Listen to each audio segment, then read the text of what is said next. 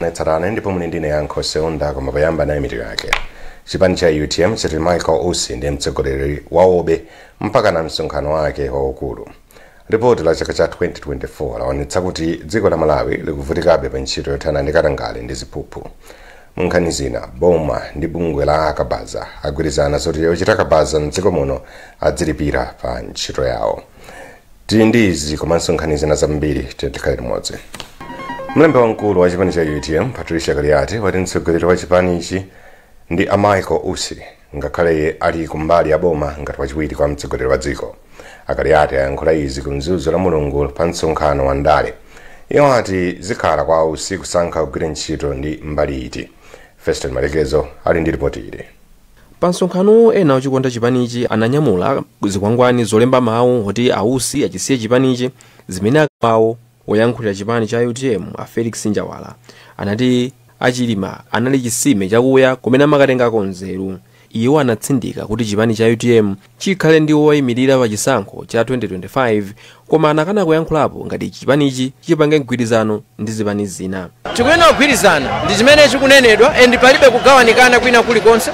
Tikulimbikitsa kuti tigwirizane wina aliyense asabweretse mawu ofuna kuti tiyambane, tisokonezane, tisokonekerane, tonsefe ndi anthu amodzi. Cholinga chathu nchimodzi. Ngatidi tikufuna kukwaniritsa masomphenya a Dr. Chilima. Ngatidi timawakonda Dr. Chilima ndi mtima wonse. Tikuyenera kukhala limodzi, kuyendera limodzi kuti tsiku lina masomphenya amenewo Amalawi adzawaona. Pa msonkhano omwewu oyimirira achinyamata mchipani Izi chomwechi kambaka kusowa kwa njira zabwino zofalitsa ndi kupeza uthenga. Ripoti ili la boma likuyenera kuyika njira zoyenera polimbana ndi katangale. Wezigausi ali ndi ripoti. Malingana ndi mkulu wa bungwe la South African Institute of International Affairs Stephen Grust, iwo ati ndikofunikira kuti dziko la Malawi lichilimike pa mgwirizano polimbana ndi katangale komanso ziphuphu.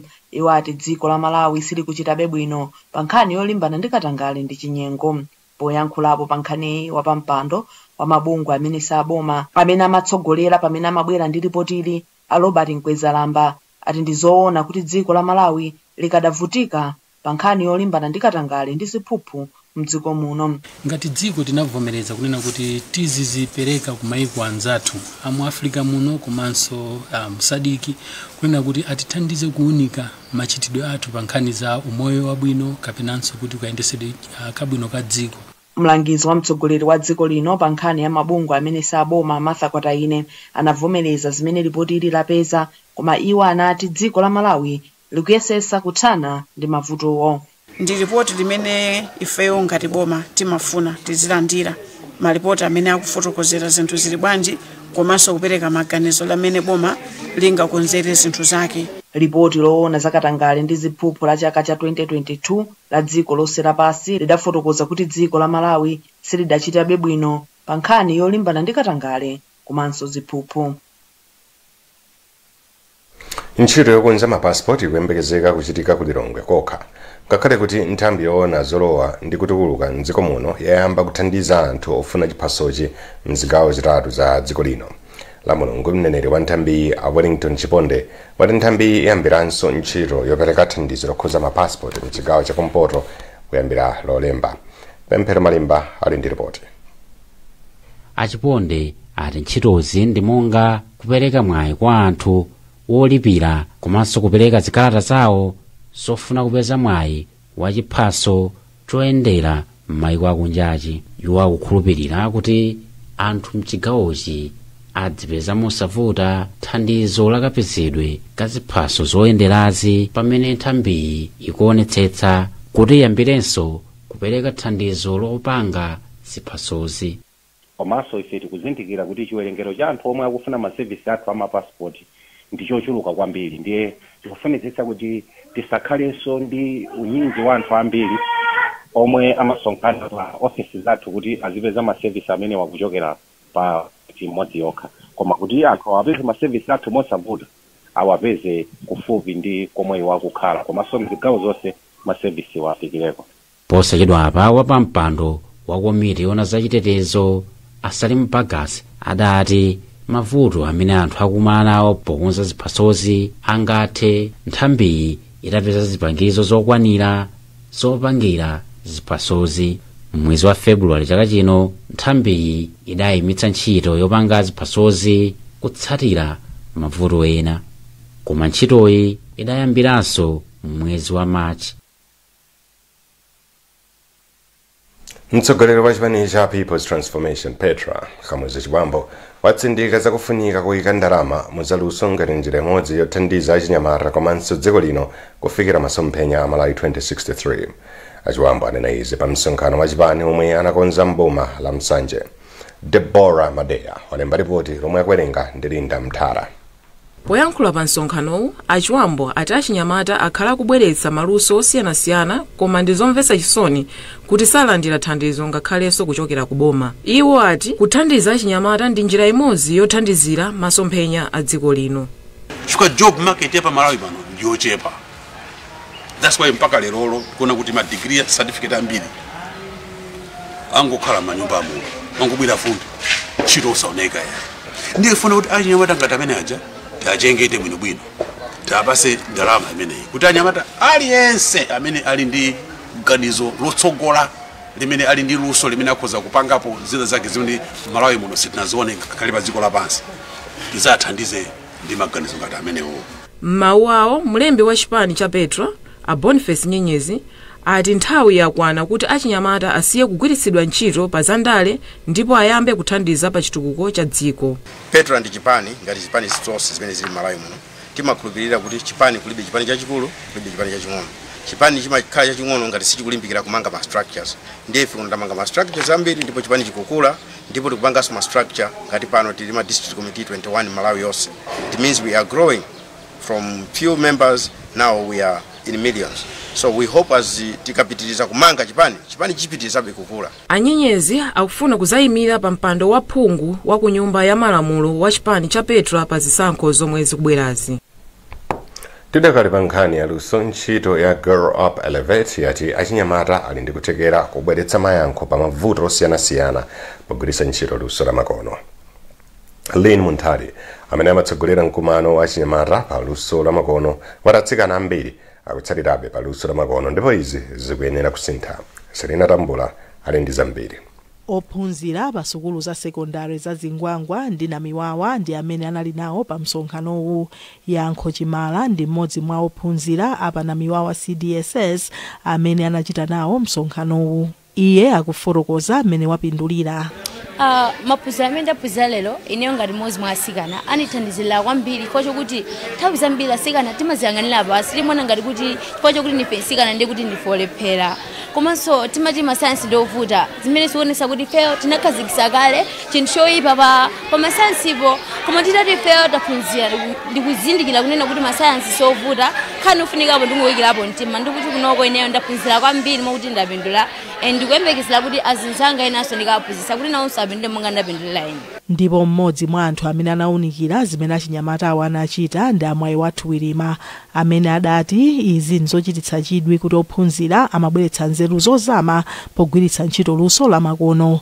Ndipo Aline Muntari ati mkumanowu unalinso mbali imodzi yolimbikitsa atsikana kuti adzilimbikira pa za luso la makono. Mfano nezo kuti event imene tinapanga pa tsiku la lero ndofothandizira kuti atsikana anyamata atha kubwera pamodzi kuti atithandizire kubweretsa mwina kuonesa mavuto amene timakumana nawo ngati ku Malawi kunoko malingana ndi ngati ukasiri kapena wa technology amene timakumana nawo. Chifukwa kuti azimayi ambiri kapena kuti atsikana ambiri akamakula samatha kukhala ndi ka motivation ena zokuti mwina mwakafuna zokuti atopanga mwina ngati atokhala in the technology world. Ndeti mafatha ndizenza kuti anthu atibweretsere ma solutions kapena kuti atithesere mavuto kuti tingapange bwanji ngati dziko la Malawi kuti mwina wake mavuto amene ate. Ophunzira amene anachita bwino analandiranso mphatso. Mwanso wachiwiri kwa nduna ya zamaphunziro Anansi Chaola Mdoko watsindika zakufunika kuopereka mwayi wa luso kwa achinyamata kuti atsogolere pa ntchito yothandizira kukwaniritsa masomphenya a dziko. Mdoko ayankhula izi pamwambo wapadera opereka ma certificate kwa ophunzira 500 amene amaliza maphunziro awo pa sukulu ya Malawi Institute of Tourism MIT mu mzinda wa Blantyre. Zambiri mulipoti la Gweneni Mpasa limene wawerenga ndi Serena Tambula. wapampando wa sukulu ya MIT a Vincent Chilinda anati sukulu ya MIT ndiyodzipereka kuthandiza kupereka ukadaulo woyenera kwa anthu zimene akuti ndizofunika kwambiri pa chitukuko cha chuma cha dziko. Iwo anatsindika zakufunika kupereka mwayi waluso kwa achinyamata kuti athandizire kukwaniritsa ndondomeko ya chitukuko pofika chaka cha 2063. Mwambo umene unali ofunikira kwambiri ndipo tikuyambira chaka cha 2021 kufika 2024 ele kwa ife tonse amene timakhulupirira MIT taona kuti tourism has to be boosted. Monga agenda 63 salamira imeneyo ikuchulidwa ndithu kuti tourism ndi chinthu chimene boma likuchionapo maso ndithu kuti tukule tourism. Komanso agriculture, tourism and mining strategy ikuonesanso zoti tourism tisakhale nayo mbuyo titsogole, koma amene angatsogoze zimenezozo ndi anthu amene apitawa amene alandira lero ma certificate awo. Mmodzi mwa ophunzira amene analandira ma certificate pa tsikuli, Carl Mpenganjira, adafotokoza za chisangalalo chake. Kusanga kwambiri chifukwa ndafika siku la lero. Unali ulendo wautali kuzafika siku la lero kumana ndizopinja zambiri komano tingothokoza Mulungu kuti tafika siku la lero. Maplani ndambiri ndithu. Fake pali zinthu zambiri zimene tikukonza kuti tizichita kusogoloko osati kuti tangomaliza tizingokhala. Tili ma business okuti tikuyenera tipange komanso nkhani ya tourism pa zomwe tinapanga za diploma in travel and tourism management. Mwambowu unabweretsa pamodzi anthu osiyanasiyana kuphatikiza akuluakulu aboma komanso makolo ndi atsogoleri amakampani.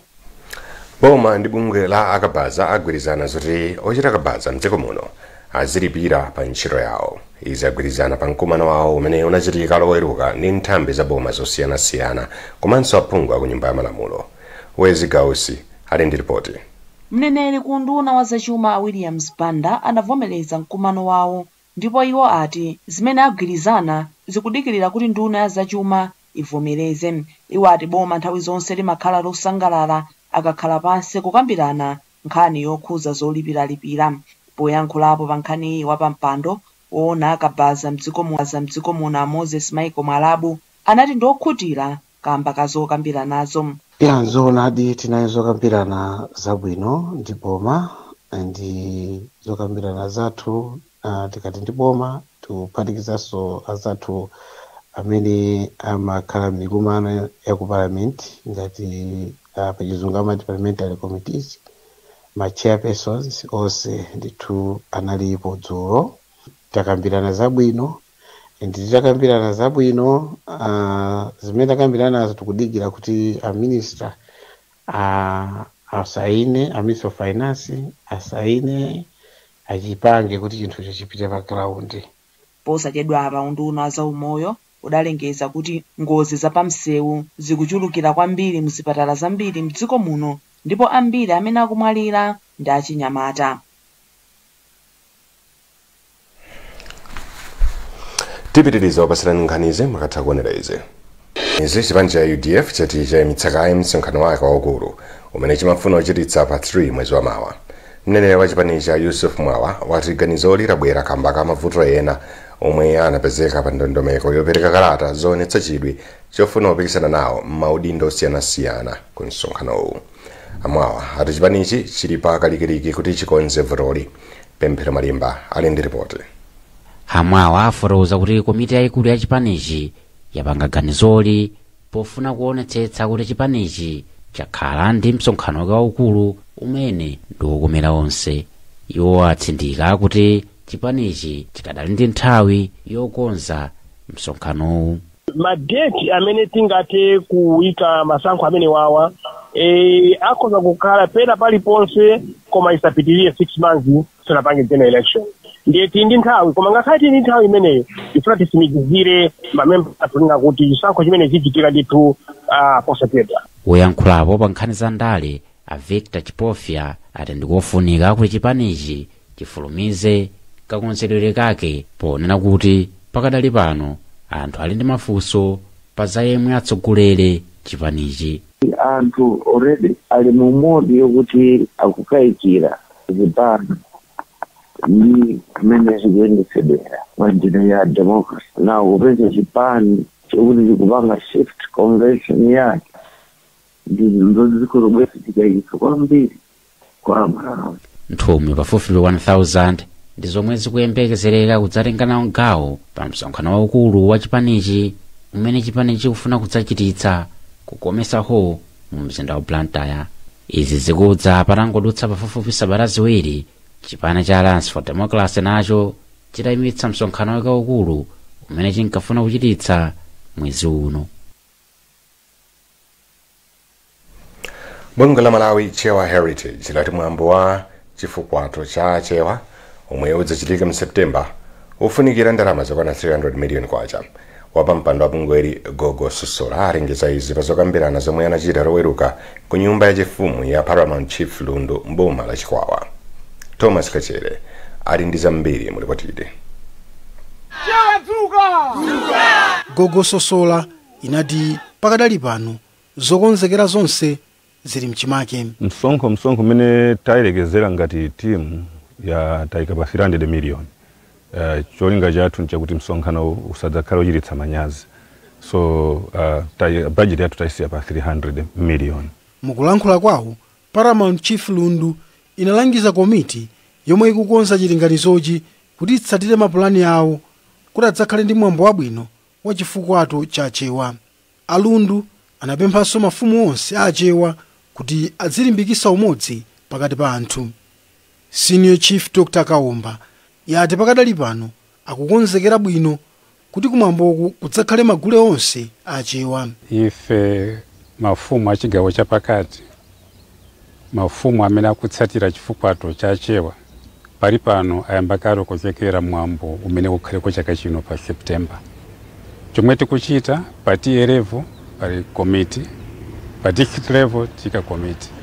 Tino pakhala chikochero cha magule amene akichitika pa tier level komanso adzachita compete pa district level.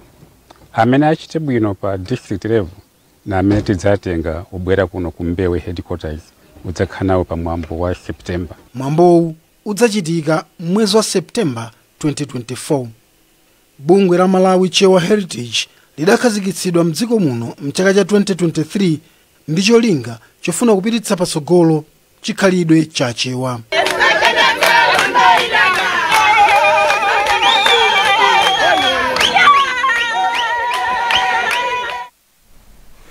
Amene akukonza mwambo wa mulakwalo omwe wa chaka chino ati chikhalidwe ni njira imodzi yolumikizira anthu.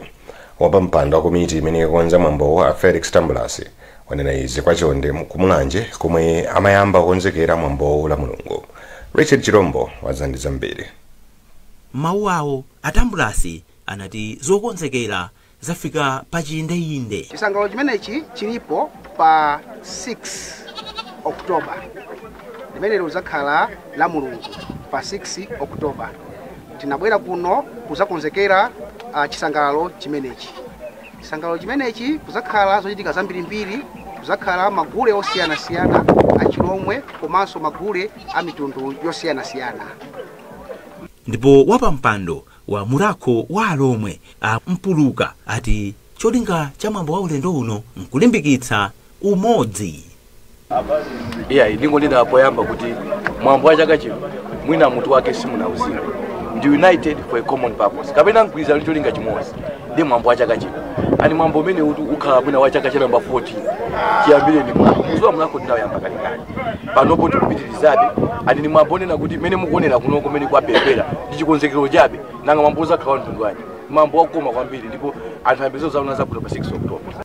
Mwambo wa Murako wa Alomwe umachitika chaka chilichonse.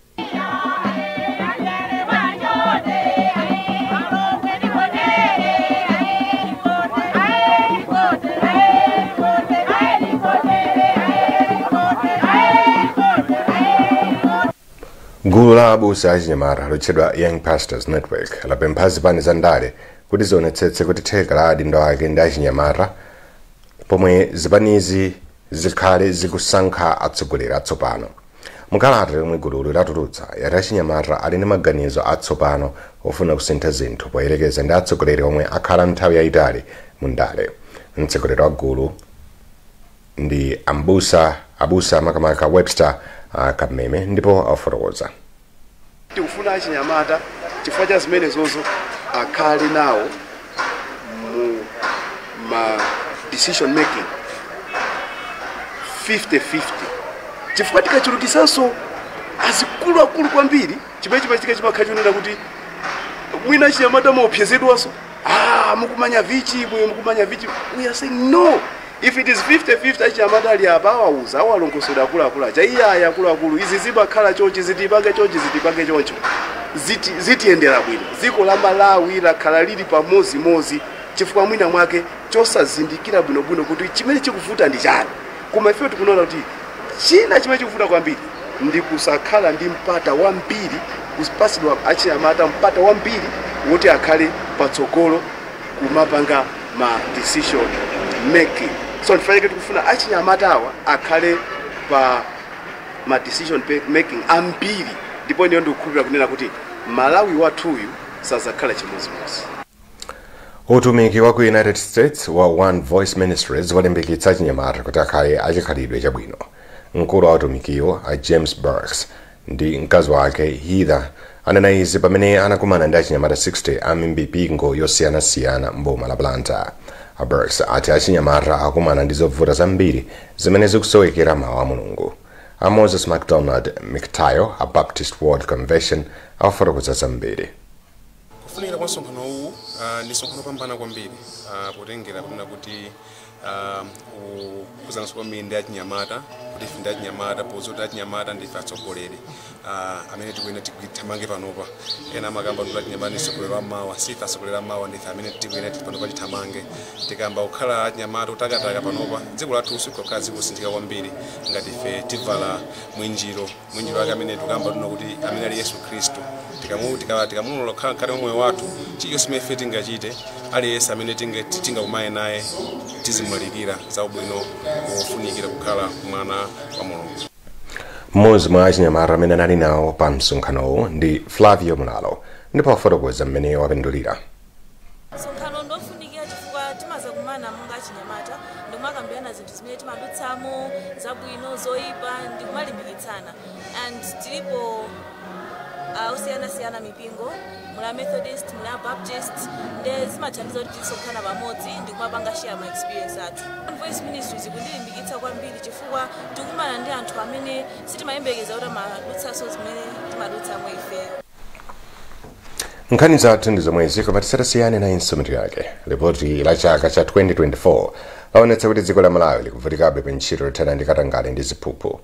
Boma ndi bungwe la akabaza agwirizana zoti ochita kabaza mdziko muno adzilipira pa ntchito yawo.